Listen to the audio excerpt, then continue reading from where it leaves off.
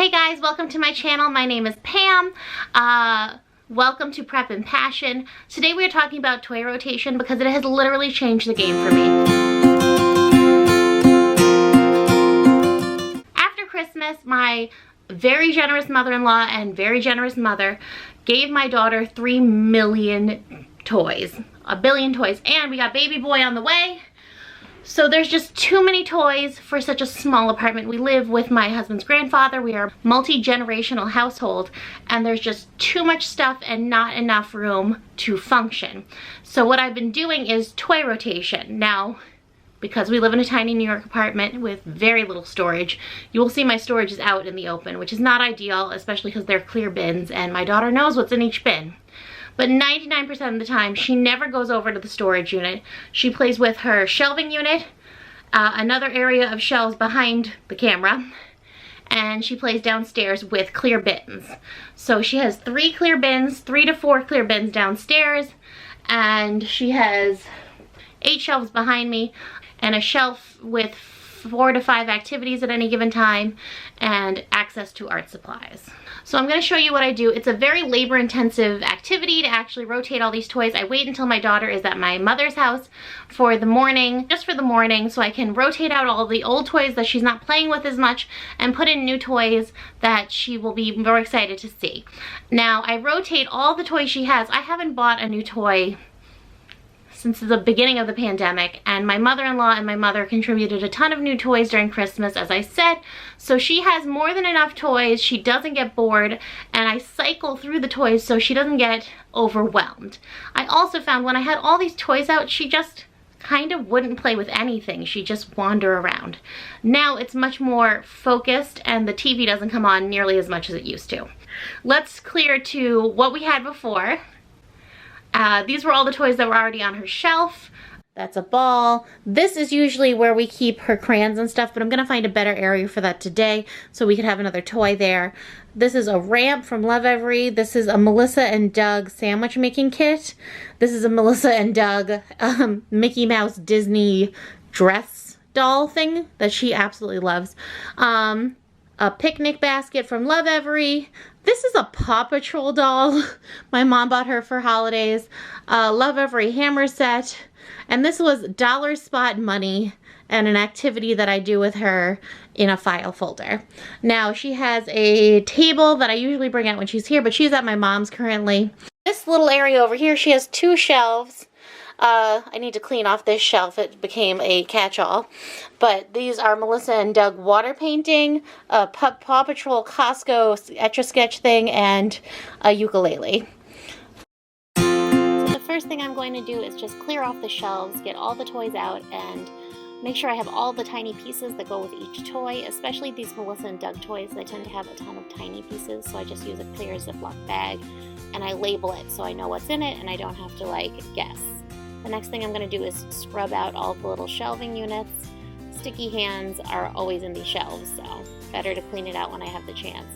So I get just a wipe, my Costco wipes, and wipe everything out. And yes, it is harder to do this when you're pregnant. I don't know why. Now I'm going to be taking out all the clear bins from my master bedroom. I bring them all out so I can have access to all of her different toys. And they're really big bins, so it's easier to just get everything out and then go through them and make sure all the toys are put away. So you can see a ton of big bins. So I'm going through everything to just figure out what toys I want, what toys I don't want, and making sure all the pieces are there.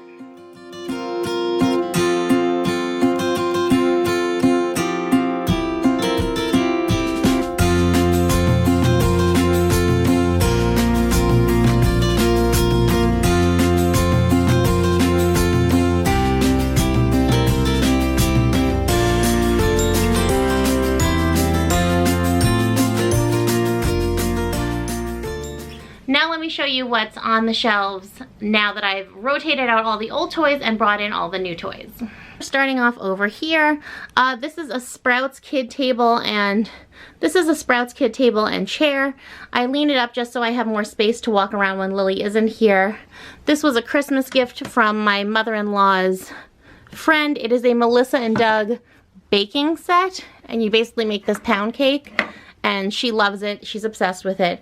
This is a, woo!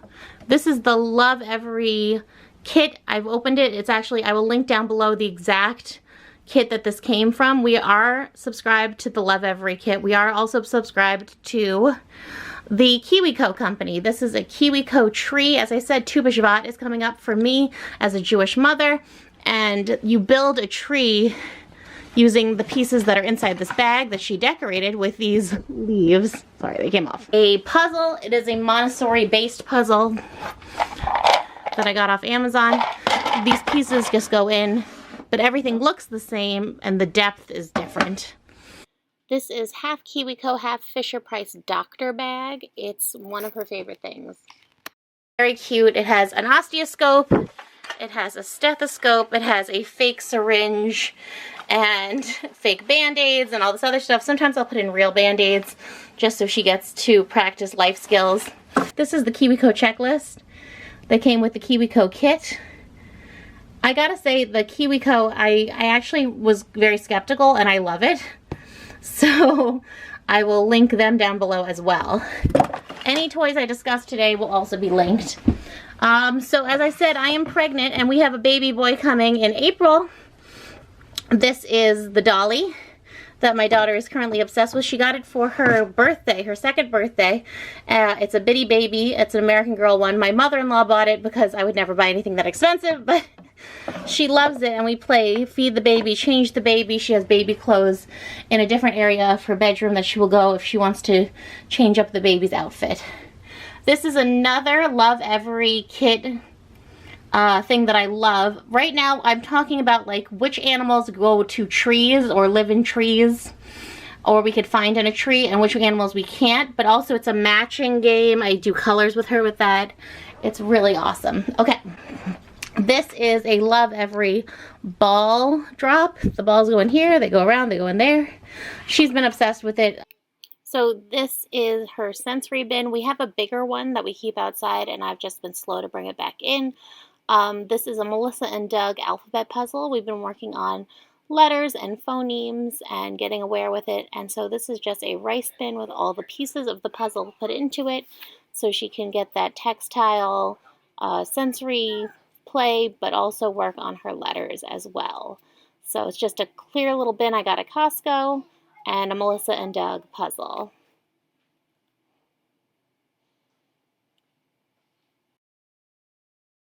Very fun for her to play with, and the bin locks so the rice doesn't get everywhere when I'm not paying attention.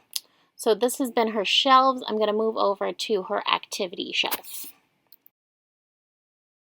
This is her activity shelves. I have like distinct activities here.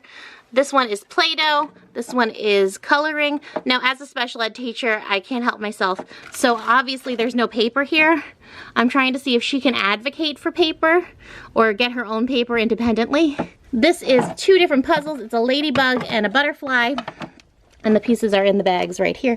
This right here is what I call her science bin.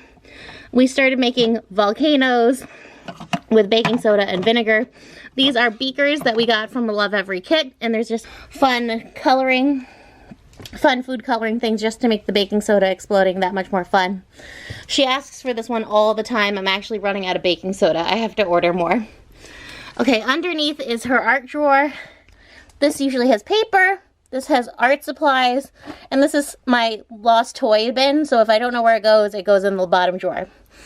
These are Melissa and Doug water painting kits, and they are amazing. I'm obsessed with them.